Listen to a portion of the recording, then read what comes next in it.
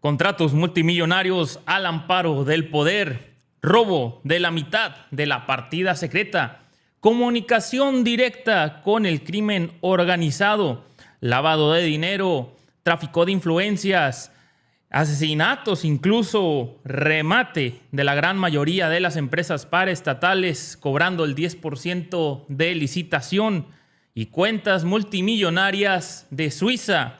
Fue el resultado de la familia Salinas, uno de los sexenios más corruptos de los que se tenga memoria en este país, México. Así lo denunció en su momento el expresidente Miguel de la Madrid Hurtado. Les dice en este video que se ha recopilado sus más escandalosas declaraciones. Espero les guste y lo compartan para que jamás se vuelva a repetir. Prohibido olvidar esto. Esto lo escribe un usuario de Twitter, Mauricio MGL, a quien le mando un gran abrazo y nos comparte la entrevista que vamos a ver. Muchísimas gracias a Rob LQ. Ya se pueden hacer miembros del canal, por cierto. Van a tener beneficios exclusivos, así como videos exclusivos y emisiones en directo exclusivas para miembros del canal, ya que llegamos a cierta cantidad. A mí no me paga el gobierno y pues hay que celebrar esa libertad. Y el único chayote que recibo, al contrario de muchos que hasta son de los acá, que se dicen muy periodistas y todo, que esos se reciben, bueno, acá no recibimos nada, ¿no? Entonces el único chayote que se recibe aquí es el del pueblo de México. Vamos a escuchar la entrevista. ¿Qué le parece en lo que terminó Salinas para la valoración social, digamos? Pues terminó muy mal, ¿no? Primero, permitió una gran corrupción de parte de su familia, sobre todo de su hermano. ¿De Raúl? ¿Qué tan grande estuvo eso? Mucho. Permitió también que Raúl y el hermano Enrique consiguieran contratos de manera indebida. ¿De cuáles contratos? Contratos de service, ya fuera de obra o de transporte. Raúl y Enrique. Sí, Raúl y Enrique. Le llamaban el hermano 10%, ¿no? El hermano 10%. Sí. ¿Es así? Parece que así fue. 10% por cada licitación que se echaba. Raúl y Enrique robaron mucho. ¿Y Carlos? Sobre todo Raúl. Sobre todo Raúl. ¿Y Carlos? No, no tanto. ¿Pero de dónde sacó su fortuna? Que la tiene. Y mucha. La partida secreta. Bueno, eso es una equivocación. ¿Qué? Siempre había existido en México una partida secreta para cubrir gastos políticos, pero se abusó. ¿Cómo abusó Salinas de esa partida secreta? Porque era mucho más grande que la que usted ejerció, eso está clarísimo. Ampliamente. ¿Qué más, de qué tamaño fue aquella partida secreta en relación a lo que usted ejerció? 5 veces, 10 veces, 100 veces. Por ahí. 100 veces. Sí. ¿Y el dinero usado hacia dónde fue? Por ahí anda. Hace algunas semanas se armó el audio escándalo con Luis Telles, porque pues, se registró su voz que decía se robó la mitad de la cuenta secreta. Sí. ¿Usted cree que se robó la mitad? Sí, es posible. ¿O completa? No. ¿Pero la mitad sí? Sí. ¿Cómo puede un presidente robarse la mitad de la partida secreta? Pues porque es secreta. Sí. ¿Y sí lo hizo Salinas? Sí. ¿El propio Salinas? ¿A través de sus hermanos? Es posible. ¿Cómo puede hacerlo? O sea, en términos prácticos, ¿cómo se usa la partida secreta? ¿Cómo está en el escritorio de un presidente y cómo un presidente como Salinas se puede robar la mitad de la partida secreta? ¿Hacen cheques? No sé. Sí, y porque no había justificación de lo que se lograba en esa partida. Por eso se llamaba secreta. ¿De ahí la fortuna de Carlos Salinas? Es posible, sí. Es posible. Sí. ¿De otros ámbitos de las licitaciones, por ejemplo, también tomó su tajada? Yo creo que sí. Sobre todo Raúl. Sobre todo Raúl. ¿Desde cuándo Raúl Salinas de Gortari tenía vínculos con el narcotráfico? Yo creo que sobre todo a partir del gobierno de su hermano. ¿Qué del hermano es lo que más le disgusta? Porque veo que ese es el tema para usted. Negocios ilícitos. ¿Cuáles en particular? ¿Cuál de todos? Bueno, conseguía contratos de gobierno. Se comunicaba con los narcotraficantes. ¿Raúl Salinas sigue teniendo vínculos hoy con el narcotráfico? No sabría decir. ¿Hasta qué momento usted pudo, con su información de inteligencia, saber de la relación o comunicación de Raúl con narcos? ¿Cuál fue la última referencia que tuvo sobre esa relación? Cuando yo ya no era presidente. Y cuando me di cuenta del dinero que se había llevado Raúl, la cuenta en Suiza. ¿A la mitad del sexenio más o menos? Más o menos. ¿Cómo se dio cuenta usted? ¿Qué elementos de información tenía para eso? Se hizo público. Y a ver, me di cuenta que las operaciones se hacían por conducto de bancos norteamericanos. Hacían las transacciones de recoger el dinero y de llevárselo a Suiza. De México, Estados Unidos, a Suiza. Bueno, es todo un tema, el tema de lavado de dinero, ¿no? Sí. Uno no puede más que pensar que con el conocimiento, anuencia y complicidad de su hermano, el presidente, Sí. y con la participación activa de sus demás hermanos, Adriana y Enrique. Bueno, de Enrique sí se supo que hizo depósitos en Francia. De Adriana se piensa que fue capaz, pero no hay hechos. ¿Con cuál de los narcotraficantes de México? No recuerdo exactamente, pero con los que le dieron el dinero para llevárselo a Suiza. ¿Los narcos se lo dieron? Sí. O sea, cárteles o algún cártel en particular le dio dinero que se llevó a Suiza. Sí. ¿Cuál de ese dinero? Porque acuérdense que había un grupo de empresarios que reconocieron una parte de ese dinero Lo reconocieron por complicidad. por complicidad, pero era dinero del narco. Es posible, sí. Y ellos pusieron su nombre para acompañar el envío de dinero de Raúl Salinas a Suiza. Eso es tremendo. Y para llevarse una tajada. Los propios empresarios, todos los que estaban ahí. ¿Debería abrirse una investigación a Raúl Salinas a partir de informaciones como estas? Es que son informaciones muy difíciles de obtener. Fue más fácil que se le procesara por la muerte de Ruiz Massieu. ¿Es más fácil demostrar un asesinato que la corrupción o vínculos con el narcotráfico? Sí, Don Miguel, Enrique Salinas de Gortari fue asesinado. sí. No se llegó a saber nada, pero a lo mejor estuvo ligado con dinero de narcotráfico. ¿Del narcotráfico? ¿Su propia fortuna ligada al narcotráfico? Sí, ¿Había elementos importantes sobre relación de Enrique Salinas con narcotraficantes distinta a la de Raúl o relacionada con la de Raúl? bueno, se supo que Enrique hizo depósitos en Francia y que allá habían investigado que esos depósitos tenían su origen en transacciones de narcotraficantes. ¿Se demostró en Francia o se acusó? Hubo un proceso abierto en Francia de investigaciones, es verdad. Y en Suiza también. Sí, pero Enrique se asustó y retiró el dinero. ¿Cabe en el México de hoy, Miguel, la posibilidad de que sea enjuiciado un expresidente, como lo fue hace unos días el expresidente Fujimori sentenciado? Sí, sí es posible. ¿Debería Carlos Salinas ser enjuiciado en México? A esta altura yo creo que ya no. ¿Por qué no? Ya pasó mucho tiempo y al mismo gobierno de México no le conviene seguir con ese asunto pendiente. ¿Por qué? La justicia es la justicia.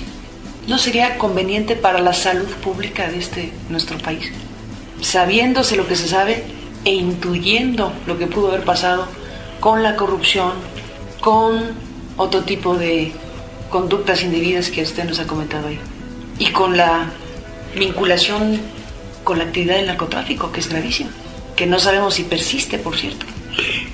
¿No debería enjuiciarse a Salinas? Yo creo que ya no sería conveniente. Se revive el escándalo. El escándalo es lo de menos. ¿No cree Miguel de la Madrid en alguna medida, por lo menos chiquita, en la utilidad del escándalo para la salud pública? Si del escándalo surge un proceso de justicia. No tanta. ¿No tanta? No. ¿No tanta justicia o no tanto? No tanta utilidad. ¿No sirve la justicia?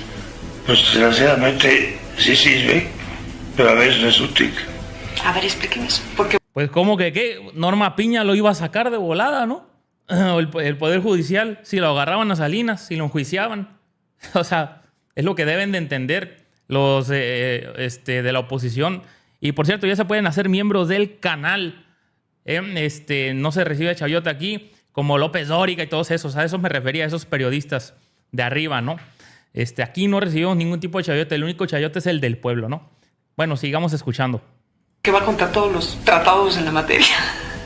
La justicia sirve o no sirve, la justicia tiene que darse necesariamente como un principio deseable para esto una es el población. realismo político. Pues sí. Si un escándalo va a significar desprestigio del gobierno, sea cual sea, es malo. ¿La justicia estorba para ejercer el poder? A veces sí. ¿La impunidad es condición necesaria para que la maquinaria siga funcionando en México? Sí. Es tremendo lo que dice. Es dramático. Pero, ¿es demasiado poderoso Carlos Salinas? Es poderoso en el sentido de que es una personalidad pública, que la gente se da cuenta que existe, que está indiciado de corrupción y hasta de criminal. Qué fuerte. ¿Carlos? ¿Indiciado formalmente? ¿Sí? ¿En dónde? ¿Con qué tema? Por la partida secreta. Pero la investigación se hizo en Suiza y se hizo con Raúl. Está indiciado Raúl, pero no Carlos. O yo me perdí esa historia. Está indiciado Raúl y eso contagia a Carlos. ¿Qué le decepcionó más de Carlos Salinas? Principalmente esa inmoralidad que hubo Respecto al dinero. respecto al dinero. TV Azteca es un caso donde más elementos existen porque hay efectivamente reconocimiento de los involucrados de que hubo un préstamo de Raúl Salinas a Ricardo Salinas, que no sé si ya le cobró o no, pero eso está reconocido, para hacerse de un porcentaje de Televisión Azteca. Sobre ese punto, ¿usted cree que los Salinas o Carlos Salinas por sí mismo o por su hermano se convirtió en socio de TV Azteca? Pero hermano, no dudo, ¿Y de Salinas pudo ser? por tolerarlo. ¿Siente usted el presidente que, como dije hace rato, enarboló la frase de la renovación moral de la sociedad? ¿Qué dice a la distancia al haber sido, porque pues no me lo va a negar, el factor para que Salinas llegara a la presidencia? ¿Se equivocó? Me siento muy decepcionado, que me equivoqué, pero pues en aquel entonces no tenía yo elementos de juicio sobre la moralidad de los Salinas. Me di cuenta después que es conveniente que los presidentes estén mejor informados de la moralidad de sus colaboradores. ¿Qué le decepcionó más de Carlos Salinas? Principalmente esa inmoralidad que hubo Respecto al dinero. respecto al dinero. Miguel de la Madrid Hurtado en esta conversación. Gracias al expresidente por esta charla. Qué declaraciones tan fuertes en contra de Salinas. De hecho, en el chat dice Wolf Caladrien se llama. Raúl Salinas, el que le prestó 29 mil millones de dólares a Salinas Pliego para comprar TV Azteca. Vean nada más, la gente sí sabe de estas cosas que no nos debemos de olvidar. Y bueno, esa no es la única entrevista que les traigo. Les traigo la entrevista mítica y subtitulada, donde Joaquín López Dóriga y Aguilar Camín entrevistaron a Salinas y este canijo empieza a negar toda la situación de la crisis económica que trajo en el 94-95. Esto para hacer memoria, que no se olvide, camaradas, que no se olvide que el PRI y el PAN son los que representan las crisis económicas, el endeudamiento de nuestro país, la ratería, el robo, la entrega de nuestros recursos naturales al extranjero y todo lo que tiene que ver con un caso de destruir a nuestro país, a nuestros paraestatales y toda la situación que tiene que ver también, pues como ya dije, de corrupción y de cinismo, sobre todo, de este señor. Cheque nada más, lo cínico que es Salinas. Dice que Cedillo lo traicionó. Mi pregunta es, ¿piensa usted vengarse de Cedillo cuando ya no sea presidente? Señor Ruiz, usted hace un planteamiento que es muy importante, pero como usted mismo lo menciona, está derivado de lo que los periódicos dicen. No cabe duda que en México tenemos medios de información muy objetivos, profesionales y de calidad internacional. Y otros, pues que no cumplen con el requisito indispensable. Entre ellos, Estos que han venido publicando en estos días lo que suponían era anticipo del libro que yo he escrito y hoy entrego a los mexicanos, y hablan de este tema tan poco acertado en relación a lo que en el libro se dice. Le reitero, señor Ruiz, no hay ningún señalamiento en mi libro en el que yo afirme que el doctor Zedillo haya tenido una actitud de deslealtad respecto a mí en lo personal. De lo que yo hablo en el libro es que el doctor Zedillo llegó a la presidencia con una plataforma que era el liberalismo social, un programa para trabajar a favor de los que menos tienen mediante la organización popular, y después del error de diciembre y la crisis económica dejó de lado ese programa. Es así. Ahí en el libro se señala que hay una traición al ideario y al programa, y también a esos postulados que muchos sostuvimos para reformar el sistema desde adentro. Le agradezco, señor Ruiz, que usted me permita clarificar este punto, porque debe entenderse que, como lo mencioné hace un momento, no son cuestiones personales, sino son sobre temas sustantivos para el país. Perdóneme un momento que me interrumpa. Es que nada más me voy a despedir, señor Ruiz, por respeto al auditorio. Y por eso es que yo soy tan enfático en señalarlo así, señor Ruiz. Pero si usted o cualquiera de los que han llamado al programa, o cualquier otro mexicano, quisiera que tuviéramos un diálogo más intenso, precisamente el propósito de publicar este libro es darle una explicación a los mexicanos. Porque reiteradamente me habían dicho, explíquenos qué pasó.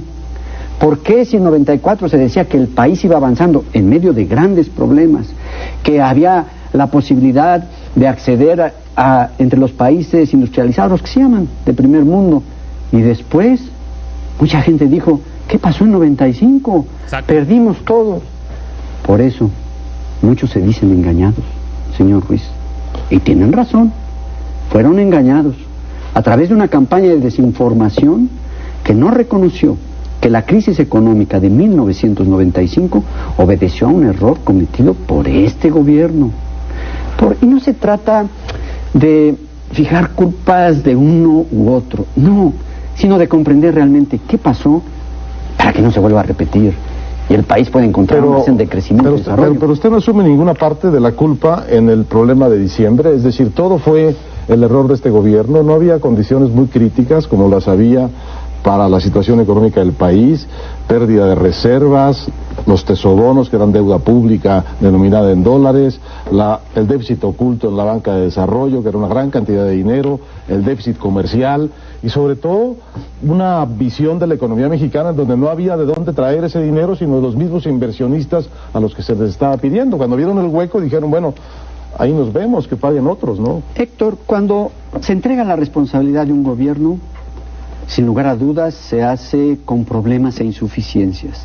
Y quiero decirle que en este libro yo reconozco los problemas e insuficiencias que mi gobierno le heredó a la administración del presidente Zedillo. Lo hago abiertamente, con transparencia, para decir esto es lo que nos faltó. ¿No era inevitable la devaluación? Por supuesto que no. ¿Era evitable? Era evitable la crisis mayúscula que provocó una devaluación mal manejada. Pero permítame nada más terminar el aspecto de lo que se heredó al nuevo gobierno.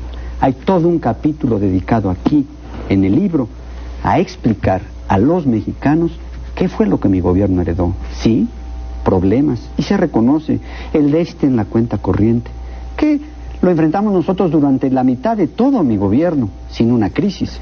El de los tesobonos, sí, era una deuda en dólares, pero una deuda en dólares que se sustituyó de la que estaba en CETES, no era deuda nueva. Sí, también la deuda de la banca de desarrollo, que no era oculta. Es una palabrita que se ha repetido tanto, que mire usted, y hasta aquí nos sale casi como editorial. Perdón, Joaquín, nada más para terminar con... Con el momentito, yo le quería preguntar. Pero es que si no, no puedo explicar. Es que si no, no le puedo preguntar. Mire usted, es que usted dice, no se trata de fincar culpas, pero las finca. No se trata de algo personal, pero lo es sin duda.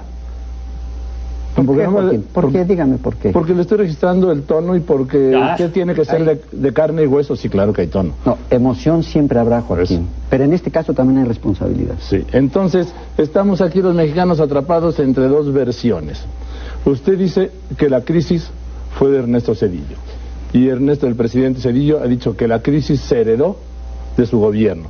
Pero nosotros somos los paganos de la crisis, mientras vemos esta discusión medio bizantina de quién es el responsable de la crisis del 94-95. Mire, Joaquín, lo que yo afirmo en el libro está documentado. A partir de textos oficiales de instituciones mexicanas e instituciones internacionales, de los académicos más prestigiados en el ámbito internacional y dentro de México. Aquí está documentado cada uno de los aspectos que acreditan el error de diciembre en esta administración, pero no soy yo el único que lo dice. El libro lo terminé en agosto de este año. En el mes de septiembre, el secretario de Hacienda del gobierno, el doctor Zedillo, tuvo que acudir al Senado de la República para explicar la situación económica. Permítame mostrarle qué fue lo que dijo el secretario de Hacienda del doctor Zedillo. No sé si lo alcanzan a... Ahora usted va a hacer publicidad a este periódico que me reclamaba. No, el periódico ni se va a ver, sino a la afirmación. Lo que a mí me interesa es que se lea lo que afirmó el secretario de Hacienda de este gobierno, que la crisis de 1995 efectivamente es responsabilidad de esta administración. Lo dijo en la tribuna del Senado de la República. Está registrado en los documentos de la Cámara Alta. Así que no es que lo diga yo o que lo diga alguien más. Está basado en documentos que aquí se registran y en afirmaciones de funcionarios, los más altos de esta administración. O sea, ¿quiere usted decir que con Ernesto Zedillo ahora resulta que no hay nada personal? Joaquín, me parece que ponerlo en esos términos no resulta positivo para el país. Bueno, pero yo quiero hablar de la realidad. El país lo que quiere es que se resuelvan sus problemas, pero sobre todo que no se repitan los errores, porque permítanme decirles, no hay blindaje financiero que resista un error como el de diciembre de 1994. Bien, dice usted en su libro aquí en una parte, y me voy a referir al destape, bueno, se refiere usted, yo voy a leer donde se refiere usted al destape, nominación, pues, de... ¿Cómo hizo Joaquín para encontrar ese párrafo en un libro que tiene 1400? Se lo voy a decir cómo le hice con un sistema... Lectura rápida. No, yo leí en el Universal otra vez el capítulo que publica y habla del doctor Marañón. Entonces me fui al índice que está muy puntual aquí, donde dice Marañón, que es la única referencia que hay a él, y me remite a la página 895 y dice: en los momentos de mayor tensión que siguieron a la muerte de Donaldo, cuando enfrentábamos los apremios para evitar que la crisis se saliera de control, un cercano colaborador me hizo ver 3 cualidades del doctor Zedillo que resultaron oportunas para despejarle el camino hacia la candidatura. Aprende rápido, me dijo. Suple la inexperiencia con su inteligencia y es un ser humano noble. Esa misma persona me hizo ver también el principal defecto de Zedillo, dice usted. Tiene problemas con su origen, me dijo, y esto lo hace un hombre rencoroso. En aquel momento esto último no me pareció relevante, y luego viene la mención, la referencia que hace del doctor Gregorio Marañón y Tiberio, la historia de un resentimiento. Que está en una nota de pie de página. Así es. Entonces, ¿sí es cierto esto? Este juicio, esta percepción... ¿La de Marañón? No, la que hacen de Ernesto Zedillo, que se publica en la página 895. Pues yo le dejo a los lectores que lleguen a esa página. ¿Cuál dijo que es? 895. Que lleguen a esa página para que ellos normen su criterio. Pero les reitero, dejemos de lado las cosas personales y concentrémonos en lo que es importante para la gente. Pero es que no se puede dejar de lado lo personal, disculpen. Pues debería de dejarse de lado. Bueno, debería, pero la realidad es la realidad. Entonces esperemos que se deje de lado. Vamos a hacer un corte en zona abierta y volvemos con Carlos Salinas de Gortari y Joaquín López Dóriga en un momento. Increíble ver esa entrevista, cuánto amponazo reunido en un solo set de grabación, ¿no? Estaba leyendo en el chat, por eso hacía así, porque los leía. Decía una persona, deberían de borrar el nombre de Salinas de Gortari de México, así como borraron el nombre de Adolfo en Alemania. Exactamente, ¿verdad? Debería desaparecer el nombre, decía Teresa Mercado. Sí, aquí dice, debería desaparecer el nombre de Carlos, como desapareció en Alemania el nombre de Adolfo. Excelente. Miguel Pérez dice, es una entrevista a modo, así como que me atacas, pero como que te pasas de la raya, pero no me ataques tanto. Exactamente, ¿no? Dice Silvia LD, tú fuiste un responsable de Dóriga por su irresponsabilidad, ¿no?